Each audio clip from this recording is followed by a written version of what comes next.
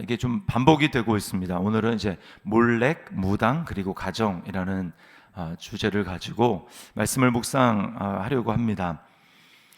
계속해서 이제 성적인 그 범죄가 반복이 되는데 차이가 있다면 앞에 부분에 18장인가요? 거기에 나왔던 거기서는 어떤 그냥 절대적인 명령이었습니다. 그런데 오늘은 조건이 달려 있어요. 그렇게 하면 죽이거나 끊어지거나 뭐 이런 형벌이 이제 따르게 됩니다. 그 부분에 있어서 엄하게 경고하고 있는 모습을 보게 돼요. 오늘 이제 읽은 1장 1절부터 16절까지를 크게 두 부분으로 나누면 이제 1절부터 이제 8절까지는 하나님께 대한 이제 어떻게 하나님께 대해서 순종하고 또 하나님을 섬길 것인가라고 하는 문제입니다. 10계명으로 얘기하면 1계명부터 4계명까지가 해당이 되겠죠. 자, 그리고 이제 9절부터 16절까지는 하나님께 대해서가 아니라 사람에게 대한 것인데 특별히 가정을 어떻게 지킬 것인가라고 하는 문제를 다루고 있습니다. 자, 먼저 하나님께 대한 부분을 살펴볼 텐데 이것도 이제 그 두 부분으로 나눠져 있습니다. 먼저 1절부터 5절은 몰렉에 대한 이 우상 숭배의 문제를 다루고 있습니다. 자, 이 몰렉은 암몬이라고 하는 그 국가의 신이에요. 다른 데 보면 몰록이라고도 하고 또 말감이라는 말을 쓰기도 합니다. 머리는 소의 형상을 하고 있고 나머지 부분은 사람과 똑같은 모습을 하고 있는데 두 팔을 앞으로 이렇게 벌리고 있는 그런 모습입니다. 근데 거기에 이제 쇠로 만들었기 때문에 불을 지피면 이 전체가 아주 벌겋게 달아오르고 그 이렇게 내민 그 두 손에 자녀를 이렇게 올려놓는 겁니다. 그러면 거기서 이제 인신 제사로 이렇게 드려지게 되는 것이죠. 자, 근데 그런 일이 있거든 반드시 돌로 치라고 이야기를 합니다. 그 지방 사람들이 함께 동참하라는 거예요. 반드시 죽이되 그 지방 사람이 돌로 칠 것이다. 2절에 그렇게 나오죠. 자, 그리고 하나님이 그렇게 우상 숭배하는 자를 어떻게 한다고 말합니까? 3절에 보면 그를 그의 백성 중에서 끊으리니라고 말씀을 하고 있습니다. 자, 문제는 그 사람뿐만 아니라 주변에 이렇게 함께 돌로 치라고 얘기하는 것은 그런 과정들을 통해서 하나님께서 그것을 본 사람들도 이제 경각심을 느껴서 그 일에 동참하지 못하도록 하려는 하나님의 뜻이 있습니다. 그리고 4절 5절에 보면 누가 만약에 누군가가 그 몰렉 신에게 그렇게 자녀를 불로 지나가게 하는 그 악한 일을 하는 것을 봤는데도 그것을 보고도 잠잠하게 있거나 알리지 않거나 하게 되면 그렇게 보고도 가만히 있었던 그 사람과 그의 권속들에 대해서 하나님이 하나님의 백성에게서 끊어지게 할 것이다 라고 이야기를 합니다. 특별히 이제 이 몰렉이라고 하는 신에 대해서 오늘날은 뭐 우리도 그렇고 주변에서 이런 우상을 하지 않습니다. 오늘날의 관점에서 봤을 때 이 몰렉 신에게 이제 자녀를 내준다라고 하는 게 어떤 의미가 있을까요?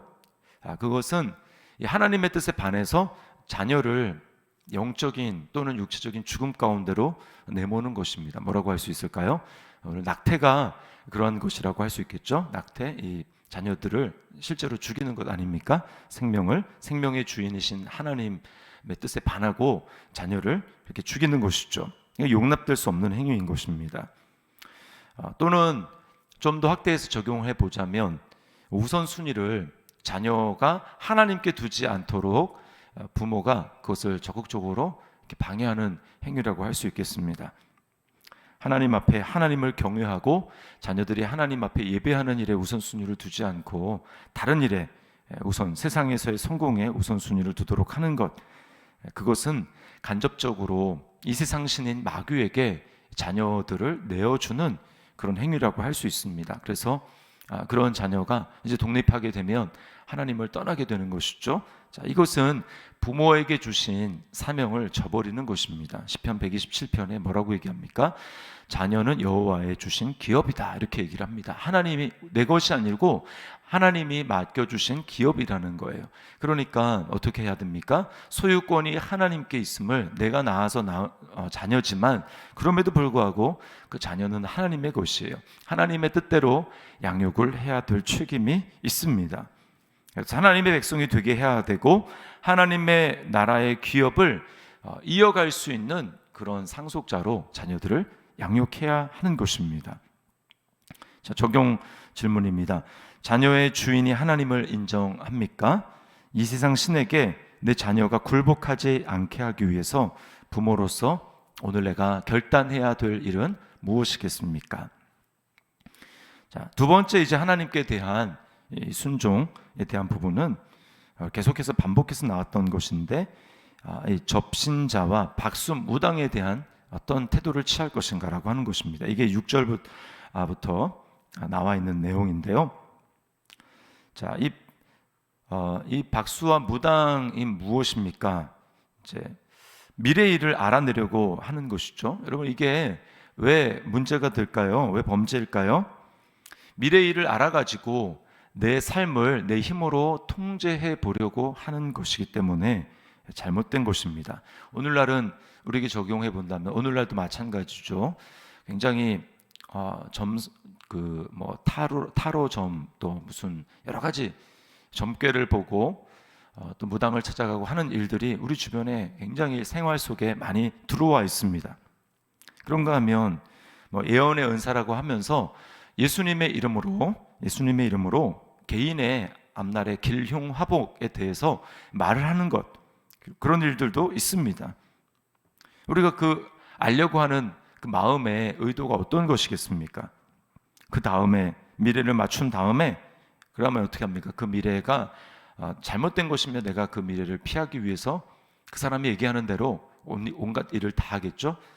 또 만약에 그 일이 좋은 일이라면 그 일이 내게 이루어지기 위해서 그 사람이 하는 대로 따라가게 될 것입니다. 그러니까 인간적인 방법을 동원해 가지고 미래를 내 욕심과 야망을 따라서 그것을 행하려고 하는 거예요. 과정은 다 무시되고, 과정이 하나님의 뜻을 행하는 건 다 무시되고, 결과만 보고 내 욕심대로 내 욕심을 이루기 위해서 우리가 달려가게 될 것입니다. 이것은 하나님을 신뢰하지 않는 행위입니다. 이게 불신의 행위예요. 하나님은 어떤 분이십니까? 우리 그리스도인에게 숙명론은 없습니다. 우리에게 숙명은 없어요. 예수를 믿지 않으면 영벌에 처하게 되고, 예수를 믿으면 우리에게 영생을 주신다, 이런 큰 것 외에 우리에게는 숙명이 없습니다. 하나님은 결과보다 과정을 더 중요하게 생각하시는 분이고, 어떠한 이 세상에서의 성취보다는 내 인격이 하나님을 닮아가고 그리스도를 닮아가는 것을 훨씬 더 중요하게 생각하시는 분이에요.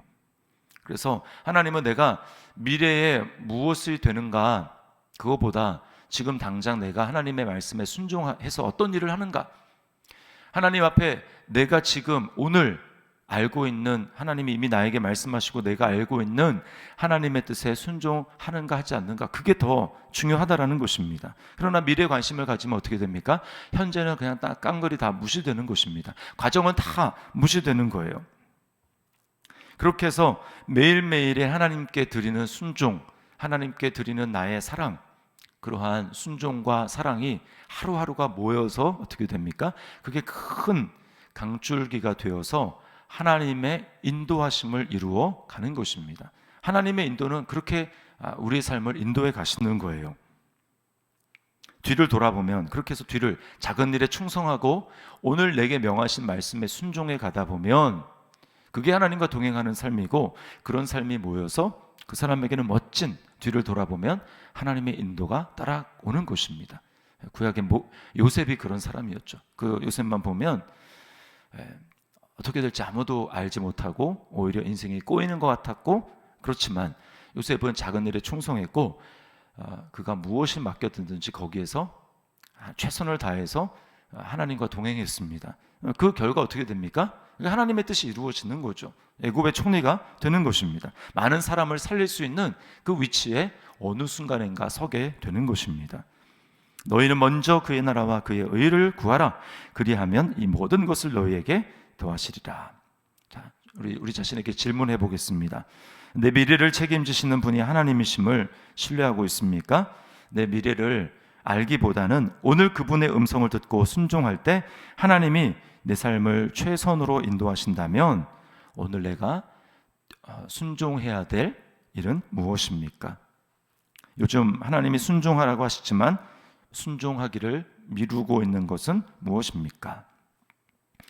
마지막은 이제 가정을 지키는 것인데요. 이 부분은 그냥 간단하게 좀 살펴보겠습니다. 9절은 부모를 저주하는 것에 대해서, 가정이 지켜지는 것에 있어서 부모를 저주하는 게 왜 문제가 됩니까?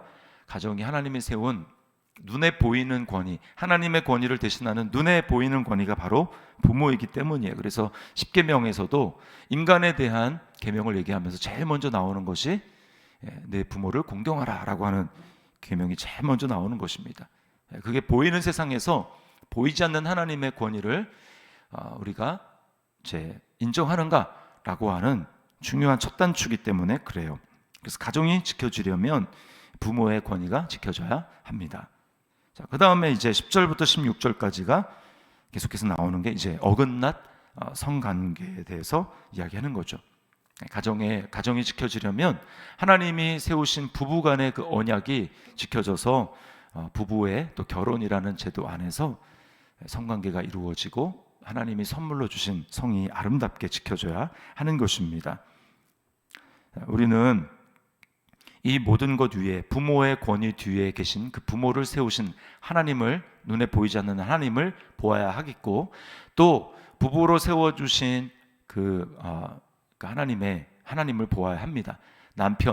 가정의 머리로 세워주신, 아내의 머리로 세워주신 남편을 세우신 그리스도의 권위를 남편을 통해서 보아야 하고, 또 아내를 자신을 위해서 생명을 내어주신 그리스도를 바라보는 아내를 보면서 아내 뒤에 계신 예수 그리스도를 보아야 하는 것입니다. 그래서 그리스도를 경외함으로 피차 복종하라 라고 하신 하나님의 뜻을 이루어가게 될 때에 우리는 가정을 지킬 수 있고 이 세대를 거슬러서 살아갈 수 있게 되는 것입니다.